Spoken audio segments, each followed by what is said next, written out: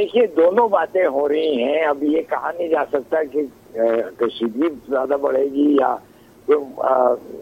Diplomatic مذاکرات کی طرف بات جائے گی. اب یو این سیکورٹی کاؤنسل کی میٹنگ ہے, روس اور چین کے ریئیکشنز ہیں, اور چین کا کہنا کہ اس کو کسی حالت میں بھی مذاکرات کر کے حل کرنا چاہیے مسئلے کو. تو اگر وہ رخ اختیار کیا اس بحران نے تو پھر ظاہر ہے کہ کچھ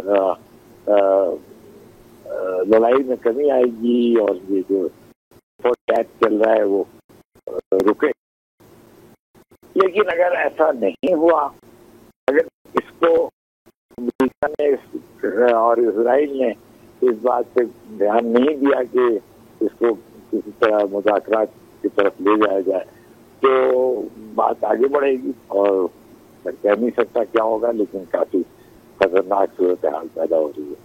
ٹھیک ہے, خطرناک صورتحال پیدا ہو رہی ہے. سلیم بخاری صاحب, آپ سے جاننا چاہوں گی, جس طرح امریکہ نے ایران پر حملہ کیا اور ایران نے بھی کہا کہ شروع امریکہ نے کیا, ختم ہم کریں گے, اور اب جو ہے ایران وہ امریکہ کے فوجی اڈوں کو نشانہ بنا رہے ہیں, ان پر حملہ کرے, تو آپ کیا سمجھتے ہیں کہ کیا اب امریکہ دوبارہ بھی ایران پر حملہ کر سکتا ہے؟ دیکھیے, امریکہ میں جس پاگل شخص کا اب راج ہے وہاں پر, جو اس وقت وہاں کا پریزیڈنٹ ہے, وہ کچھ بھی کر سکتا ہے. یہ سوچے سمجھے بغیر کہ اس کے آفٹر میتھس کیا ہوں گے, اس کا نتیجہ کیا نکلے گا, اس سے امریکی قوم جو ہے وہ کتنا نقصان اٹھائے گی, یہ سوچ اس کے پاس نہیں ہے. اس کو صرف ایک زائنسٹ اینٹی جو ہے اسرائیل اور اس کا جو پرائم منسٹر ہے نیتن یاہو, اس کو اسپانسر کرنا ہے, اس کو بچانا ہے, اس کو تحفظ دینا ہے. اس کی جو بھی قیمت ادا کرنی پڑے گی وہ تو پھر کرنی پڑے گی, اس میں تو کوئی دو رائے نہیں. گلف میں جو لینڈ بیسز ہیں وہ ہٹ ہوتے ہیں, تو پھر اس کا مطلب now we are looking at خدا نہ خواستہ جو ہے جو ہمارا خطہ ہے اسلامک ورلڈ کا جو ہارٹ ہے, وہاں پہ آگ لگنے کا خدشہ. اور یہ آئی تھنک قطر کو آپ کو پتا ہوگا کہ سینٹ کام کا ہیڈ کوارٹر بھی ہے, اس کے علاوہ کچھ نیول انسٹالیشن ہیں. اس کی ایگزیکٹ ہمیں کنفرمیشن نہیں ہے کہ کہاں کا, لیکن most probably it is around that, کیونکہ قطر کو اتنا بڑا ایریا نہیں ہے, mainly it is a city state, اور آپ کہہ لیں ایک آپ کہہ لیں کہ ایک نیم جزیرہ ٹائپ وہ ہے بیسیکلی اس کی جیوگرافی, اور یہ نیئرسٹ ہے ایران سے.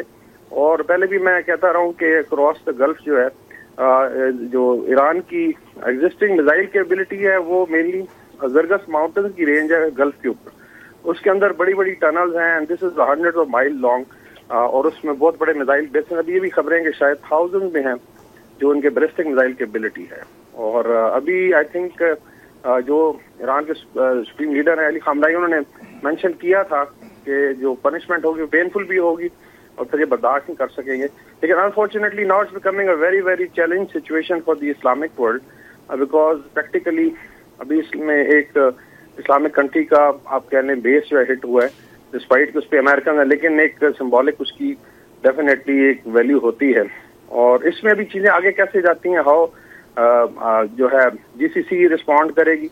اس کے علاوہ جو ہے ایران کا قطر کے ساتھ اپنا بھی ایک ریلیشن شپ رہا ہے, لیکن اگر it is only targeting American bases, اور جس طرح مجھے خدشہ ہے کہ وہاں پہ سینٹ کام کا ہیڈ کوارٹر جو پورا کنٹرول کرتا ہے اسرائیل سے لے کے پاکستان تک, ساری اسپیس جو ہے لینڈ, ایئر اور جو میری ٹائم ہے, تو I think this is huge. اور ابھی مجھے ایک اور خدشہ ہے کہ جو ریڈ سی ہے وہاں پہ بھی آئی تھنک کوئی نہ کوئی ایکشن ہوگا.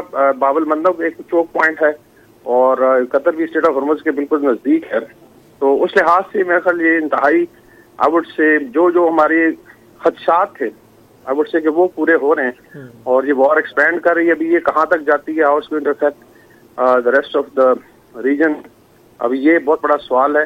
اور مجھے ابھی ایسے لگتا ہے کہ you will find now Iraq میں یو ایس بیسز کو شاید ہٹ کیا جائے گا, اور اگر ان کی نیوی ایکٹیو ہے ایران کی تو شاید میڈیٹرینین, ریڈ سی اور نارتھ اربین سی میں کافی ساری ایکٹیویٹی نظر آئی.